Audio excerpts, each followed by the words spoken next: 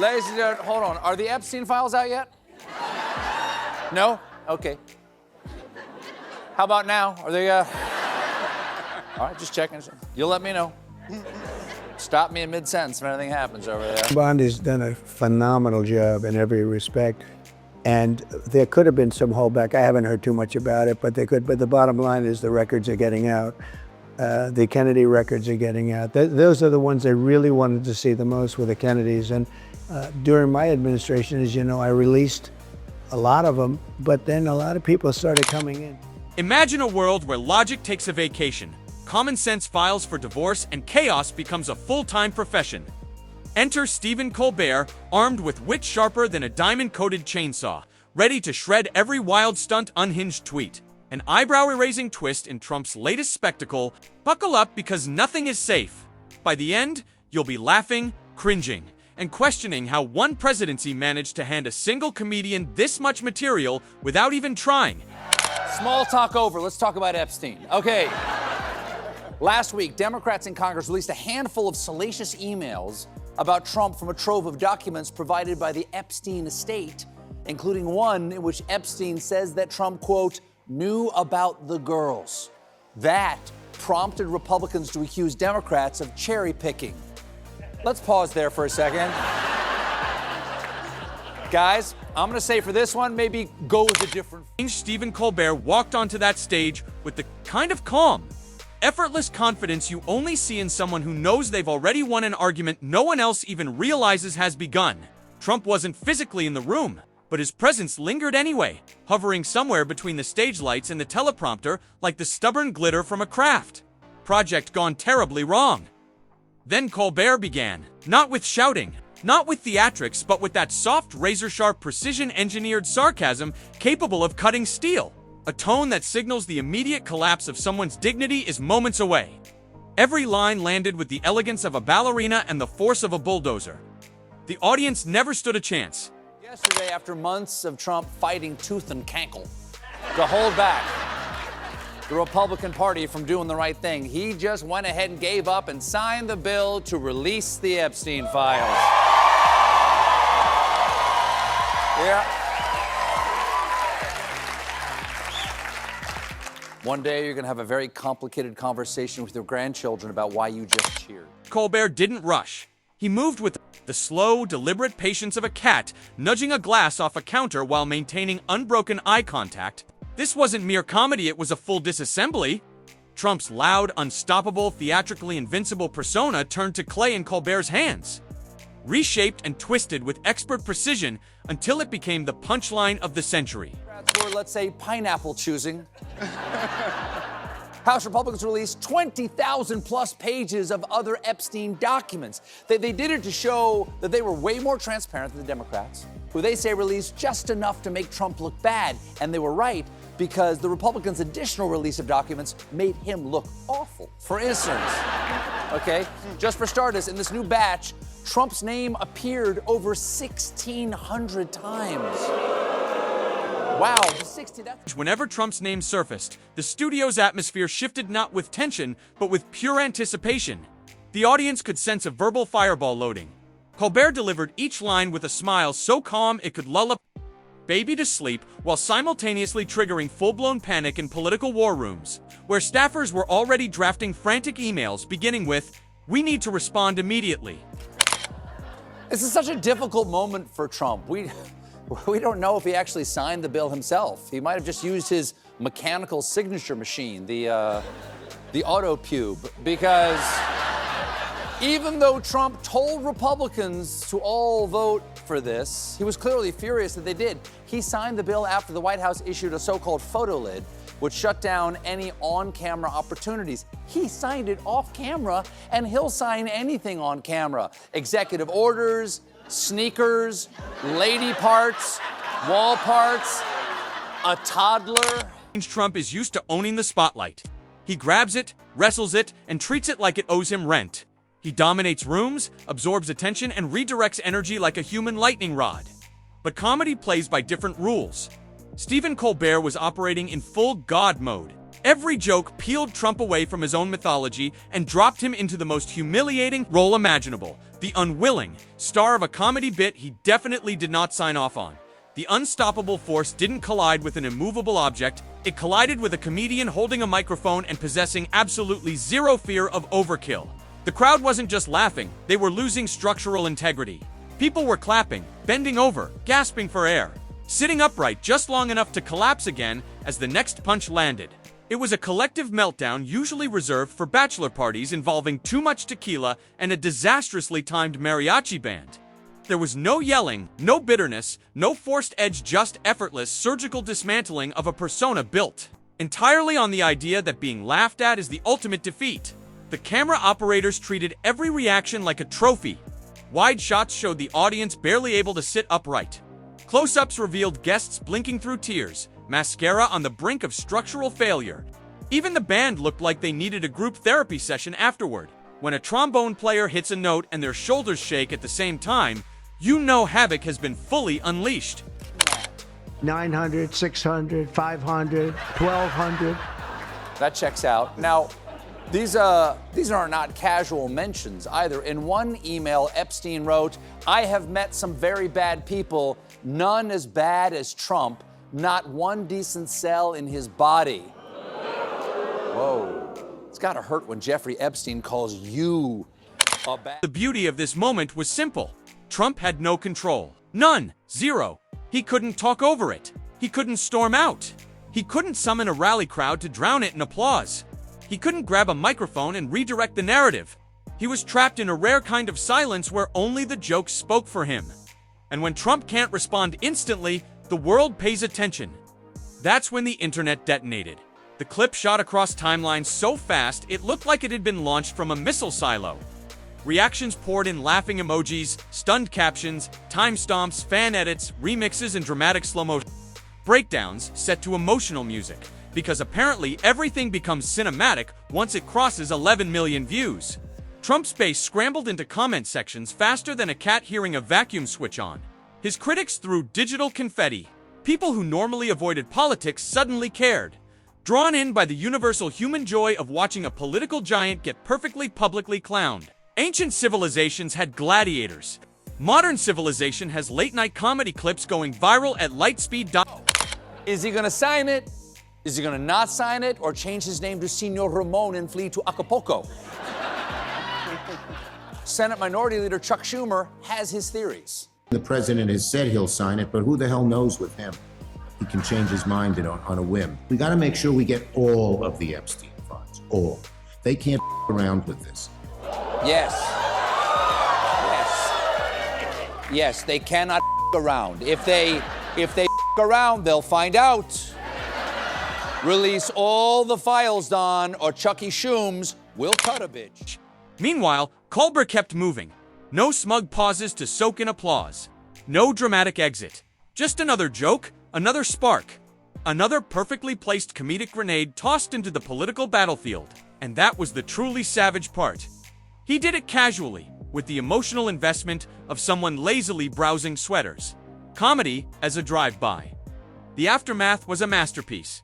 Trump responded in the only way he knows how, by insisting he absolutely didn't care, while simultaneously making sure the entire planet knew he cared very, very much.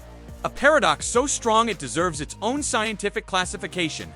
Behind the scenes, PR teams and advisors were likely firing off frantic group messages containing at least 7 variations of "we need to fix this," accompanied by PDF, panicked bullet points, and Google Docs ominously titled "Damage Control Phase 2."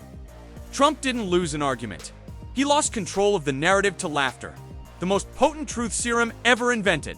Once an audience laughs, it's over. No tweet, rally, podium rant, or legal threat can undo the physics of a joke that lands flawlessly. Colbert didn't win because he was cruel. He won because his target depends on being taken seriously. And Colbert shattered that shield like it was made of papier, MCH. The roast didn't rely on anger.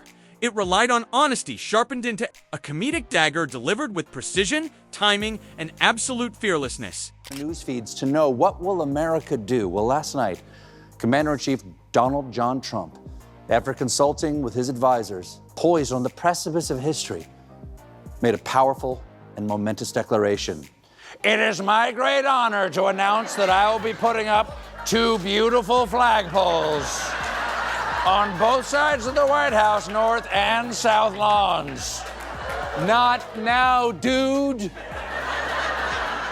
This is like your boyfriend getting down on one knee and saying, Kelly, will you make me the happiest man in the world and look at these 2 beautiful flags? Every time the clip resurfaces, the humiliation refreshes itself. Every replay reignites the burn. Some moments fade online. But this one became digital fossil fuel and endless energy source the internet continues to mine years later. And the best part, the comedy industrial complex never sleeps. Every new Trump headline becomes fresh material. Another re-edit, another side-by-side comparison, another meme format waiting to explode. The comedy economy has drafted him into permanent service, whether he approves or not. The original reactions spawned compilations, and those compilations triggered remixes set to club beats. The chain of content creation is infinite an ecosystem thriving entirely on his most dramatic moments. Trump can campaign. Trump can rant. Trump can threaten reporters, book rallies, and dominate news cycles nationwide. But comedy will always beat him there. Always ready to dunk, distort, remaster, and immortalize him as the exaggerated cartoon version the internet prefers. There is no political strategy strong enough to overpower laughter. It's kryptonite wearing a smile. If it does sign it, the bill requires Pam Bondi to make unclassified documents related to Epstein and his associate Ghislaine Maxwell publicly available within 30 days. That's December 19th, just in time for the release of my pervert advent calendar. Ooh, what do we got today? Oh, what do we got today? Ooh, there you go. Today's chocolate looks like Jared from Subway. Now, yeah, it's a bad idea for an advent calendar. Colbert handed the world a momentous timestamp, a certified comedic event. Not because of politics, but because there is something universally satisfying about watching ego crumble under the weight of pure humor. It's a feast, and that night the audience ate like royalty. Stephen Colbert didn't just roast Trump. He transformed him not into a villain, not into a hero, but into what Trump fears most, a perfectly delivered punchline. And once someone becomes a punchline, that transformation is permanent. Political eras shift, headlines fade, speeches dissolve into archives. But the clip stays alive, somewhere, right now. Someone is watching it again, leaning forward, laughing, replaying, and sharing it because certain moments demand to be relived. Comedy leaks, spreads, and multiplies like glitter spilled in a preschool, impossible to clean, impossible to ignore, destined to reappear at the most inconvenient time. The Colbert roast didn't just end in the studio. It escaped, entered the bloodstream of the internet, and fused itself into American pop culture DNA forever. So why flagpoles? Why now? Well, as Trump explained, it is a gift from me of something which was always missing from this magnificent place. What? What do you mean, missing? What are you talking about? The White House already has a flagpole up on the roof. Plus, the White House has another symbol that lets us know it's American. The White House!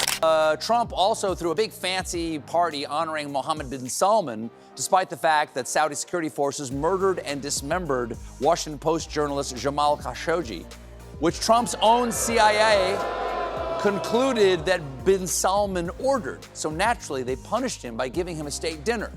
Same reason Anna Wintour invited the Babadook to the...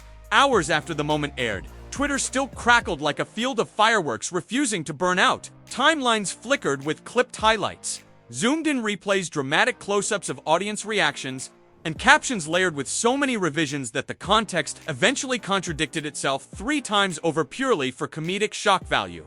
At that point, truth didn't matter. The punchline was the only currency in circulation. Colbert didn't need to chase the reaction.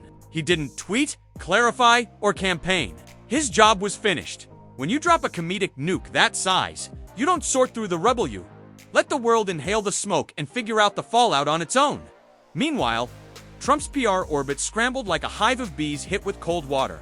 Nobody could decide whether to ignore the moment entirely or express loud, righteous fury about it. So they attempted both at once, producing a spectacle so chaotic it deserved a full orchestral theme song.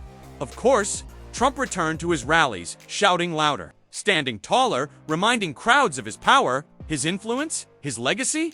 But beneath every applause, break, and every fist pump lingered a quiet, uncomfortable truth. Millions had just watched him not as a leader, but as a punchline. And once that happens, ego never fully recovers. Comedy leaves bruises no debate can heal. That is the danger of laughter. It strikes deeper than criticism ever will. People forget insults, they forget political arguments, but they do not forget the moment they laughed. Especially when the target wasn't trying to be funny. Trump thrives on dominating space. Colbert shrank that space to comedic proportions. The giant became silly. The politically invincible became cartoonish. The unstoppable force suddenly became entirely stoppable with a microphone, a perfectly timed joke, and a comedian who understood exactly where to aim. Of course, that was yesterday. Okay, that was yesterday. Overnight, the Israelis launched another crippling attack on Iran. So this morning, Donald Trump leapt into action and installed the flagpoles. Jim? Let's have a good, they call it a lifting. They also use another word, but I'm not going to use that word. You know what that is? The word, it starts with an E. You know what the word is?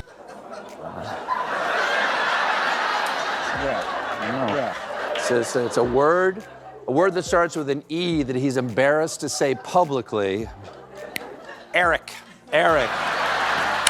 Clips were being cut into documentaries, essay videos, reaction breakdowns, meme edits, fan cams, and conspiracy-level freeze-frame analyses of the audience. Some daring editors even paired the roast with anime soundtracks. Somehow, a single 10-minute monologue had spawned an entire global comedy franchise. People weren't just reliving the roast, they were reinventing it. Any video featuring Trump became instant raw material. One creator set a compilation of Trump's speeches to Colbert's laugh. Another built a virtual boxing scoreboard, tracking every punchline in real time. Creativity ran wild, untethered, and spectacular. The internet doesn't operate on fairness. It doesn't care about ideology, authority, or legacy. It cares about momentum. It cares about spectacle. It cares about memes. And once Trump became the meme, he lost control of the narrative completely. He could deliver the most passionate, historically significant speech, and millions of minds would still whisper, "That's the guy who got clowned on national television." That's the enduring impact. Not the joke itself, but the memory of the joke. Its permanence, its replayability, its immortality, captured in HD and circulated as a cultural ritual. Comedy doesn't need permission to reshape a reputation. It simply does. Trump's grandest rallies, his fiercest speeches, the most dramatic moments of political theater, they all existed in the shadow of one truth. The clip lived on, edited, remixed, memed, and celebrated. Millions of people could point, laugh, and share it endlessly. The target didn't consent, the joke didn't retire, and the cultural consequences rippled outward.